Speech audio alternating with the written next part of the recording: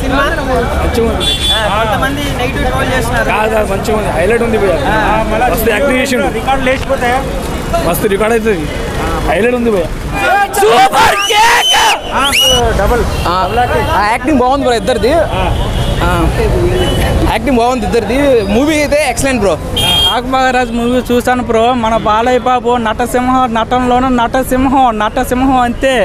సింహం ఆయన ఆడిట్ కానీ, ఆయన కోపం కానీ, ఆయన క్రూరత్వం కానీ, బాలకృష్ణ ఫైటింగ్ సీన్స్లో కానీ ఓన్లీ కోత అంతే. అట్టొచ్చిన డైరెక్షన్ బాబీ కోహ్లీ అదిరిపోయేటట్టుగా చేశాడు. డైరెక్షన్ మటుకైతే సూపర్గా చేశాడు. సంక్రాంతికి ఆయన రివ్యూ ఒక ఇంటర్వ్యూలు చెప్పాడు, సంక్రాంతికి ఇదే మేము బ్లాక్ బస్టర్ కొడుతున్నాం అని చెప్పాడు.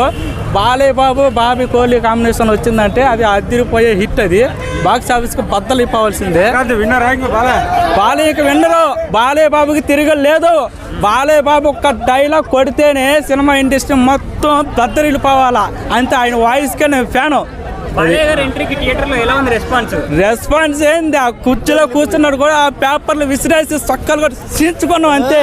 జై బాలయ్య బాబు, జై బాలయ్య బాబు, జై బాలయ్య బాబు, జై బాలయ్య బాబు. సంక్రాంతికి పక్కగా బ్లాక్ బస్టర్ హిట్. దీనికి రేటింగ్ 9.9 వస్తుంది ఖచ్చితంగా గుర్తుతున్నా.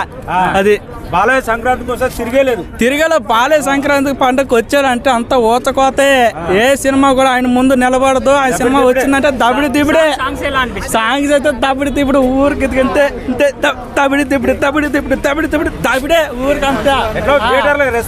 థియేటర్లు అంటే సౌండ్ దద్దరిల్లిపోవాలి, బాక్సులు బద్దలిపోవాలా, సినిమా థియేటర్ మొత్తం అదిరిపోవాలా, ఆడియన్స్ కి పడిపోవాలి. ఒక్కొక్కడికి బాలయ్య బాబు కానీ డైలాగ్ చెప్పాడంటే జై బాలయ్య బాబు, జై Balayya Babu. Cinema blockbuster. జై బాలయ్య బాబు, మన బాలయ్య బాబుకి జై.